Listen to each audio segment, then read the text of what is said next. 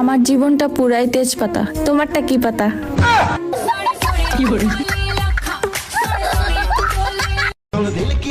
বদনাম করো কিংবা সুনাম, আমি তো এটাই চাই, নিজের খাইবা আর আমার গীত গাইবা। যে আমার রূপের নজর মানা করি টেরাসোগে নসাইও আরে 100 বার সাইম ন মানিলে বিচার দিয়ম চেয়ারম্যানরে চেয়ারম্যানে কেন করিব তারে সয়তারাই ধরি নিব আটি খুঁটি ভাঙ্গি দিব সুরাইব গুনে ইনাই না ডরাই এতে চাইও ভালোবাসার বিস্মরি বনে।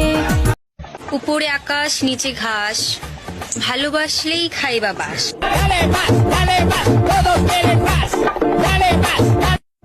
কেউ যদি আমাকে পছন্দ না করে না করুক, আমি কি কোনো ইলেকশনে দাঁড় হইতেছি যে সবাই আমাকে পছন্দ করতে হবে? বিবাহিত পুরুষদের স্মৃতিশক্তি খুবই কম হয়, কারণ কোনো সুন্দরী মেয়ে দেখলেই ভুলে যায় যে তারা বিবাহিত।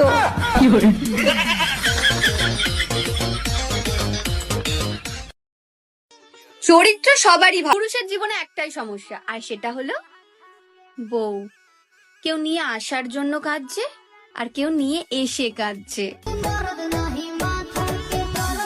আমার সুন্দরী বৌদিকে আপনি ভাবিচ্ছেন আমি সরকারি চাকরি করি, তাই লয়? ঘটনা তা লয়। আবার হয়তো ভাবিচ্ছেন আমার মেলা টাকা, তাও লয়। আবার এটাও ভাবতে পারেন যে আমার বউ অনেক গরিব ঘরের বেটি ছিল, সেটাও লয়। আবার হয়তো ভাবিচ্ছেন যে ডিভোর্সি বেটি ছিল ক্লিয়ারছি, সেটাও লয়। তাহলে আমার কোন এত সুন্দরী বউ আপনি ক্যাঙ্কা করে পেলেন?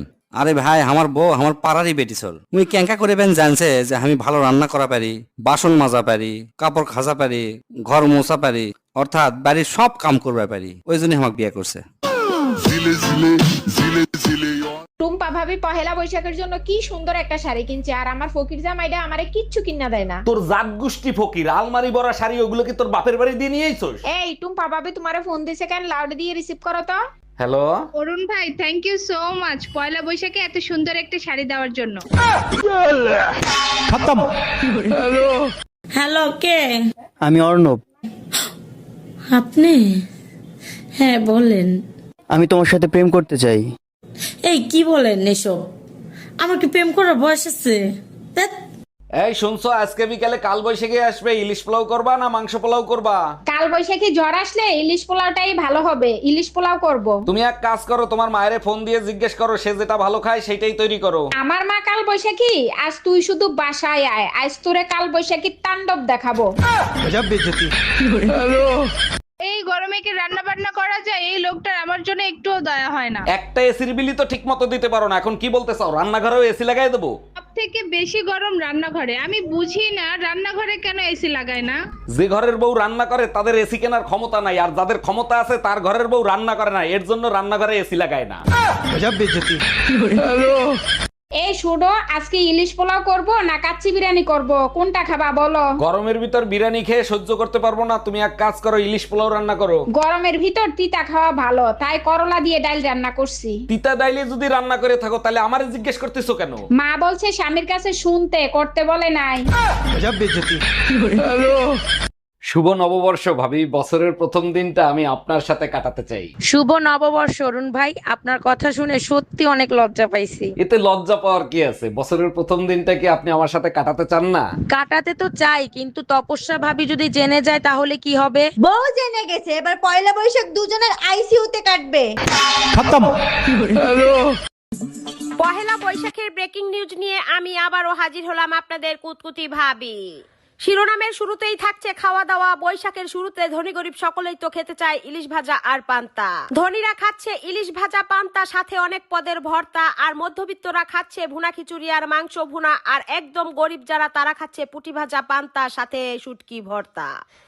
এবার আসছে ঘোরাঘুরি ঢমনা। রমনা পার্কে কাপলরা তো কম না। বিবাহিত কাপলরা ঘোরাঘুরি করছে রমনা পার্কে, আর প্রেমিক প্রেমিকারা বোটানিক্যাল গার্ডেনে, আর সবচেয়ে বেশি দেখা যাচ্ছে প্রবাসী বউরা ঘোরাঘুরি করছে সারা বিশ্বে টিকটকে আর ফেসবুকে। শুধুমাত্র প্রবাসী বউদেরকেই দেখা যাচ্ছে টিকটকে আর ফেসবুকে, আর সময় পেলে ফাঁকে ফাঁকে জামাইয়ের সাথে অন্যদের ঘোরাঘুরি নিয়ে ঝগড়া করছে। আজকের শিরোনাম এ পর্যন্তই, পরবর্তী শিরোনামের জন্য অপেক্ষা করুন। ধন্যবাদ। বলো বউ জিন্দাবাদ। বউ জিন্দাবাদ। এবার বলো শ্বশুর শাশুড়ি জিন্দাবাদ। শ্বশুর শাশুড়ি জিন্দাবাদ। আশেপাশের ভাবিরা মুর্দাবাদ। খবরদার, তুমি জিন্দাবাদ তাতে আমার সমস্যা নাই, তোমার বাবা মা জিন্দাবাদ তাতে আমার সমস্যা নাই, আশপাশের ভাবিরা জিন্দাবাদ ছিল, জিন্দাবাদ আছে, জিন্দাবাদ থাকবে। শোনো, আমরা বৌমা না, আমরা হচ্ছি বোমা। আমরা নিজের বরের মুখের উপর তারি মায়ের বদনাম করার দম রাখি। এই তোমার মা এমন কেন? হ্যাঁ, তোমার মা তো দরজাল মহিলা। আমার শাশুড়ি আমাকে মাঝে মধ্যেই বলে আমার ছেলের জন্য তো দূর দূর থেকে সম্বন্ধ আসতো। হ্যাঁ, তা তো আসবেই, কারণ আশেপাশের লোকজন তো আপনার স্বভাব চরিত্র সম্পর্কে জানে, সেজন্য তাদের মেয়েকে দেওয়ার সাহস পায়নি, সেজন্য দূর দূর থেকেই তো সম্বন্ধ আসবে। ননদ হচ্ছে ডিরেক্টর আর শাশুড়ি হচ্ছে অ্যাক্টর। ননদ ফোনে ফোনে ডিরেকশন দেয় আর শাশুড়ি ওইগুলাই করে। শাশুড়ি যদি হয় পেট্রোল, ননদ তাহলে দিয়া চালাই। তবে ঢোল, তবলা, ঘন্টি যা কিছু সব হচ্ছে বর, কারণ যে যা বলুক হাসবে তো ওই। প্রত্যেকটা শাশুড়ি ছেলের বিয়ের পর তার আর কোনো কাজ করতে পারে না, তাহলে এতদিন এই কাজগুলো কে করতো? আর আমি একটা জিনিস বুঝি না, এটা কি শাশুড়ি নাকি স্কুলের প্রিন্সিপাল? হ্যাঁ, যে সব কিছুতে তাদের পারমিশন নিতে হবে। মে আই গো টু বাপের বাড়ি, may I go to market, may I go to এখানে, মে আই গো টু সেখানে। কেন? সব শাশুড়ি গেলাই হয় 1 নাম্বারের চালু। এরা সবাই ধোয়া তুলসী পাতা, শুধু আমি হচ্ছি বিচুটি পাতা, যার কারণে আমাকে দেখলেই তাদের চুলকায়। আমি বাড়ির বউ, আমি কেন খাবার হজম করব? আমি তো শাশুড়ির তেরা তেরা কথা হজম করি। আমার শাশুড়ির চোখে প্রবলেম আছে, আমার ভালো দেখতেই পারে না। কানেও প্রবলেম আছে, আমার প্রশংসা শুনতেই পারে না। পেটেরও প্রবলেম আছে, আমার খুশি হজমই করতে পারে না। বিয়ের আগে মনে হয় আমার শাশুড়ি কত ভালো, ওই যে বললাম মনে হয়। তুমি কি আবার এটা তোমার শাশুড়ির পাশে বসে দেখতেছো নাকি? তাহলে কিন্তু ভাববে যে তুমি ইচ্ছা করে ষড়যন্ত্র করে তাকে শোনাচ্ছ। কইলো আমার কাকা পোলা চাকরি করে ঢাকা, মাসে পায় অনেক টাকা, মিথ্যা কইছে আমার কাকা। তোমার কাকার গিয়া ধরো, কেন আমার লগেই মরো, আমারও তো কইছে ঘটক মেয়ে অনেক ভালো, মিথ্যা বলেছে, মিথ্যা বলেছে, অচল মাল চালাই দিয়েছে, মিথ্যা বলেছে, অচল মাল চালাই দিয়েছে। এই শোনো, গরমের ছুটিতে মা আসতিছে, 2-1 দিনের ভিতরে এসি কিনে নিয়ে আইসো। আলমারিতে টাকা রাখা আছে, তুমি গিয়ে নিয়ে আসো। আর শোনো, আগুন নিবানোর একটা সিলিন্ডারও নিয়ে আইসো। আগুন নিভানোর সিলিন্ডার? আগুন নিভানোর সিলিন্ডার দিয়ে কি হবে? যে গরম পড়ছে তাতে কি এসিতে কাজ হবে? তার উপর আবার তোমার মা আসতেছে, যে কোনো সময় আগুন লাগতে পারে। এক্সকিউজ মি ম্যাডাম, শুনছেন? আমাকে একটু সাহায্য করবেন? জি স্যার, অবশ্যই করব। বলেন আপনাকে কি সাহায্য করতে পারি? ক্লাস 3-তে আমার নাতি পড়ে, কনক নাম, একটু ডাইকে দিবেন? বলেন কি, কনক আপনার নাতি? কনক তো সকালবেলা ছুটি নিয়ে চলে গেছে আপনার জানাজা পড়তে যাবে সেই কথা বলে। তুমি বিয়ের আগে বলনি কি জন্য তুমি এত গরিব? 1000 বার বলছি, তুমি ছাড়া আমার কিছু নাই।